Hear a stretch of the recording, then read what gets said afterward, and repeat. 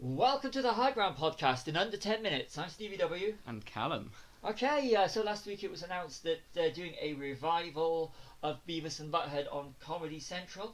2 seasons, specials and spin-offs. Mike Judge is taking the reins again, who creator, voice talent for Beavis and Butthead. So what do you think of the return of Beavis and Butthead? Well, I'm going to be honest, and I'm going to shock a lot of people, but I've never actually seen it very much.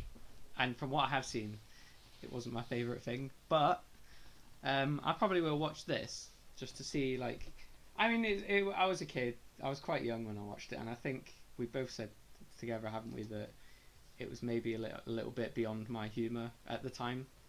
Like, it was a specific humour, you know...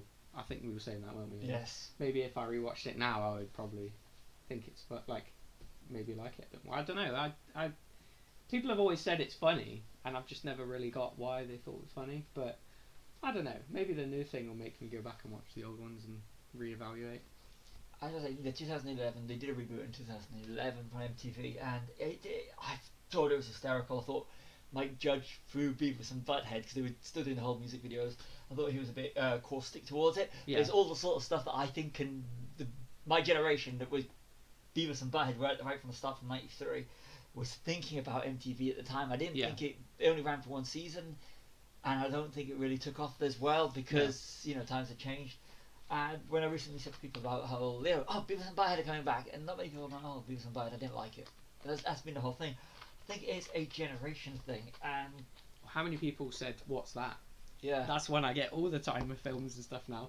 Obviously, no, what's that? I know you're too young for it, but Beavis and Butthead, and it's like Family Guy, American Dad, yeah, South Park, bit like that. Imagine that, but the original ones. Yeah. I mean, I'm hoping. That it's going to be brilliant because I love Beavis and Butthead. That was, like I said, I've been there since '93. Yeah. And I thought I loved the revival. That had some moments of pure genius, like the original run of the series. Yeah. So, however they take it, I really want to know what kind of take they're gonna do with this, and I'm really hoping that they can actually gain a new audience, but not alienate the originals. Yeah. I mean, while I haven't seen it pretty much at all, I do understand like how you feel, because it's how we both felt about when the X-Files was revived, wasn't it? Like, yeah, that was something like, I didn't grow up with the X-Files, but I did watch it shortly after, and obviously when it came out on DVD, like, and it's still my favourite TV show of all time. But when they announced the revival, I was just kind of like, and then we both watched it and we were like, great TV, wasn't it? It was superb TV. So I think if they could probably do that the same thing for the super fans and that, and it will make me watch it. I'll watch it just to like, I'll see what this is like, and then if I enjoy it, I'll go back and watch the originals. I'm gonna, as soon as it comes on, I will be finding it, and I wasn't disappointed with the reboot. I really joined that reboot. I didn't know it was a reboot, like it's a revival. Revival. So it was a revival. The characters were still the same, doing what they did. Is it the same people? Mike Judge voicing Beavis and Butthead. Yeah. Did he voice both of them? Yeah. Oh right. And it was classic Beavis and Butthead. Yeah. And like I said, I think it might have been lost in some of the audience. Yeah, I mean, I think the whole thing about that as well, it's the early '90s stuff, because it's sort of, I was a little bit too young for the early '90s. It's the same reason I absolutely detest the Wayne's World films as well, and everyone else thinks they're hilarious. I think the first one is. The second one was. And I'll give them credit for bringing back Bohemian Rhapsody in a new way, but I don't know. I find that sort of dude humour kind of annoying. I like, Dude, Where's My Car? I don't even like that, and a lot of people love that film, and I have to be the one in the room that's like, sorry, I don't like that. And you feel like the odd one out, don't you? Yeah, it's like how you feel when me and your fiance mentioned Lord of the Rings, isn't it? Yeah, with that sort of thing. I mean, you've got I suppose Bill and Ted, which progresses on to the likes of Beavis and Butthead, and like you said, the Dude movie. Yeah. But some are better than others, and Wayne's World is like Beavis and Butthead. It's a product of its time. I mean, the first Wayne's World is brilliant. The second one is just essentially a repeat, but kind of like Ghostbusters 2, isn't it? Ghostbusters 2, and everybody goes on about the all-female version, which to me is a better sequel than Ghostbusters 2, but that's I'll get on my soapbox on that one on another time.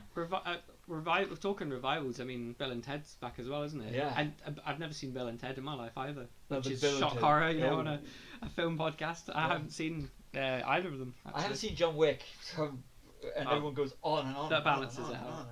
How great John Wick is, but I will watch. I'm not. No. I'm not a fan of Keanu. I'm not a fan of. No, I never used work. to be. I really never used to be. I mean, he made watching The Matrix a struggle. I love the first Matrix film, but like when you get to talking scenes with Keanu Reeves back then, it was kind of like the guy struggling to talk. But I mean, he seems like a decent guy now. He does, and I give him a pass for that. Like he seems like such a nice guy. But he is. You never hear anyone say anything bad, and myself included, about Keanu Reeves. And of course Alex Winter, who's in The Lost Boys as well. Yeah. But I'll just say, Keanu Reeves, other than Bill and Ted, his outlay has not been anything that's really appealed to me. No, I know what you mean. Yeah, like he's inoffensively, like kind of not appealing, isn't he? It's not like it. I mean, there's some actors where I sort of go, don't like them, so I've not watched them. Like it sounds petty, but if their worldview's a bit sort of, I don't know, like someone like it's hard because. I mentioned earlier about the best Lex Luthor being Kevin Spacey, and like people still sort of, sort of tighten up when you talk about Kevin Spacey now. But like you can't. The guy was a great actor, just like his reputation has brought that down a little. But I'm not still gonna say I didn't love him in a certain film because I don't know. It's hard, isn't it? You don't want to. Yeah. You don't want to put yourself out there looking like an apologist because I'm definitely not. But you can't excuse you can't just say that. 20, 30 years of his work is now discredited because of that. Like, I know what I'm trying to say, but like it's that sort of thing. Like, by association. Oh, yes. I'm going to ramble now onto another subject if I don't stop. Sorry. Yeah, but that'll become. But we'll be discussing that in another podcast very soon. But yeah, back to the whole Beavis thing. Because this was on Comedy Central. It was I think it's the same company as MTV. Which was. That's the thing with MTV. MTV was music videos and all other stuff, but now it's other stuff and pardon. It ruled the world, didn't it? That's at one time. You literally, that's where you went for your music videos rather than like now it's like YouTube. YouTube, Vivo. Yeah. So, but I'm hoping that they can pull Beavis and Butthead off now. Yeah. But the only stumbling block is the same thing that they had in the 2011 when they were doing the reality stuff on MTV rather than music videos. I hope they manage to find some ground to bring that commentary, which is fantastic, and that's what I liked about the 2011 one. Is still Mike Judge's commentary on the music, the music and the other stuff they had on MTV. It's superb. If they can add that in and keep the format of the original Beavis and Butthead, it's going to be good.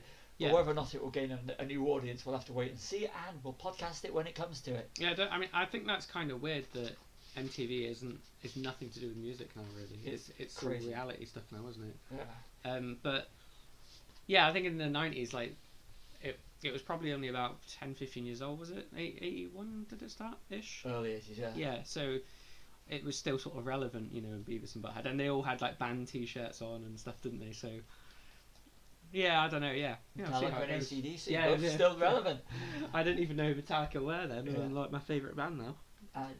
They were good if they can pull it off, and you can, like I said, don't alienate the old audience and gain a new audience. Then I think if they can do like a Picard with it, that'll be good. That sort of a lowbrow Picard. Yeah, lowbrow Picard. Yeah. On that note, I think we're both looking forward to it. Yeah, and might make me rewatch them. Yeah, I'm going to rewatch them soon. I told the fiance I am. On that note, this has been the High Ground Podcast in under 10 minutes. Good luck, Mike Judge. We really want this to be a success. Yeah, I hope it succeeds. I'm Stevie W. And I'm Callum.